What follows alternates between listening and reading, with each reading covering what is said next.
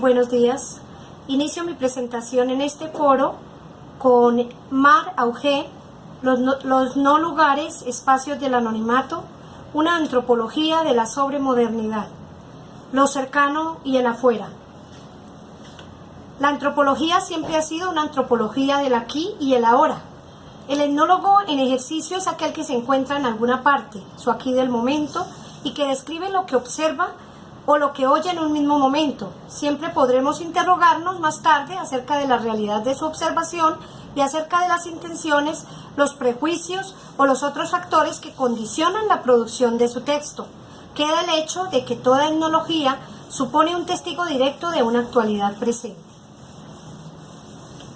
De acuerdo con Mar Augé, la etnología ofrece al investigador el estudio comparativo de determinadas etnias y o grupos sociales con otras culturas documentadas o contemporáneas.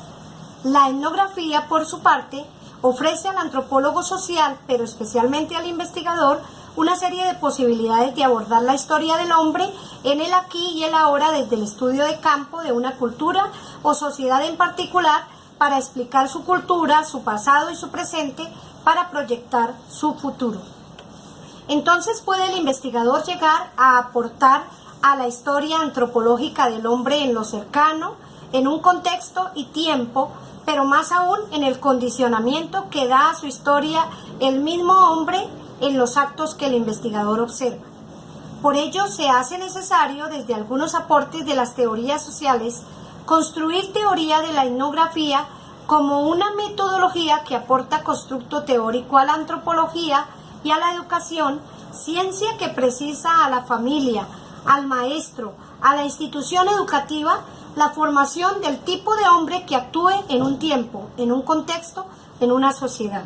Es por tanto esencial no confundir la cuestión del método con la del objeto de estudio. Se ha dicho a menudo, y especialmente Levi Strauss, en varias oportunidades, que el mundo moderno se presta para la observación etnológica, con la sola condición de poder aislar en unidades de observación métodos de investigación que sean capaces de manejar la información que este mundo presenta. La observación que se refiere al objeto de la antropología o a su objeto intelectual, o si se prefiere a la capacidad de generalización del etnólogo o a la capacidad de generación y generalización del etnógrafo, requiere del investigador un orden, un constructo teórico que ofrece la metodología de la investigación en este aspecto fenomenológico. La investigación antropológica que trata de establecer la cuestión del otro, que no es un tema con el cual se encuentre por casualidad. Tratar de los otros, el otro exótico que se define con respecto a un nosotros, que se supone idéntico,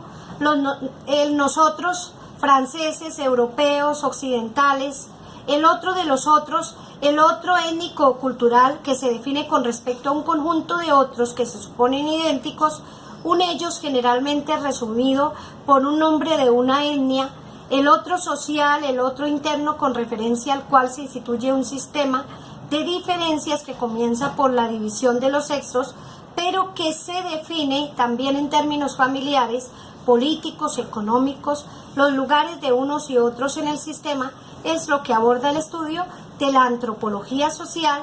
también de la etnología y la etnografía, especialmente en los aportes críticos de un investigador que sepa aprovechar el contexto, el tiempo del aquí y ahora o el concepto de afuera para establecer límites entre su investigación y su objeto de investigación.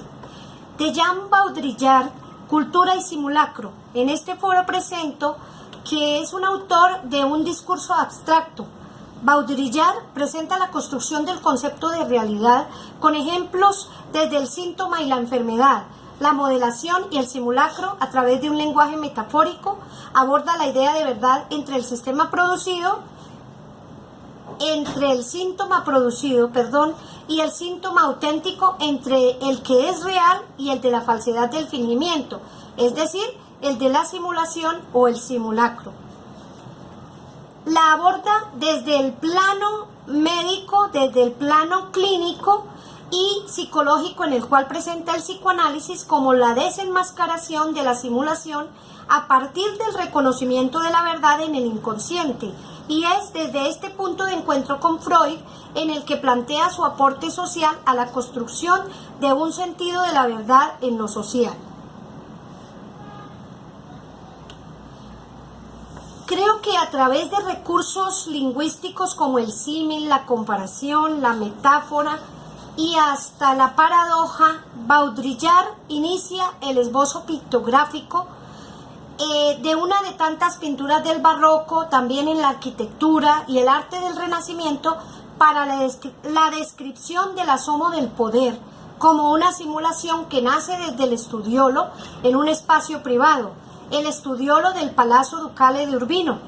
Como se reconoce en la obra, la aparición del concepto y la realidad simulada y transgresora del poder desde todo el sistema de representaciones que ordena el palacio y la república, desde un pequeño espacio del palacio, desde el corazón privadísimo de la transgresión en el asomo del poder. Al contextualizar este referente de Baudrillard, se presentan en la actualidad, por ejemplo, en la actualidad colombiana, los argumentos falsos de las campañas políticas que cooptan la realidad simulada de las reglas desde lo que no se alcanza a ver y que es intangible para las masas, más bien una realidad transgresora del derecho y su coexistencia en la complicidad de quien ejerce el concepto del poder.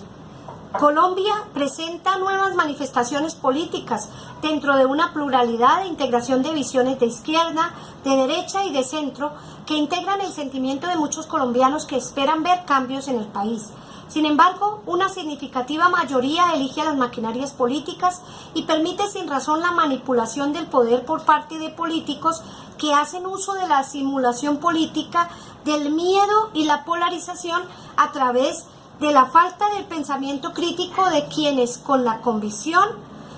se dejan llevar sin el uso de la razón y aportan con el espejismo de la verdad de turno a una visión destructora de la democracia. Baudrillard aborda la esencia de la etnografía y su carácter protegido de la ciencia en cuanto asume la muerte de su objeto de estudio para salvaguardar sus descubrimientos, sus constructos y los bienes epistémicos de su contemporánea aparición. Entonces, reconoce en la etnología la intención de guardar la esencia de los vestigios, de los instrumentos de realidad de cualquier etnia, grupo o conglomerado, desde lo que él paradójicamente llama muerte del objeto de estudio, para proteger la viabilidad de los indicios, las pruebas, los instrumentos que dan constructo y soporte teórico a la etnología. Para que la etnología viva es necesario que muera su objeto, por decirlo de algún modo, que venga muriendo de haber sido descubierto, y su muerte es un desafío para la ciencia que pretende aprender. Muchas gracias.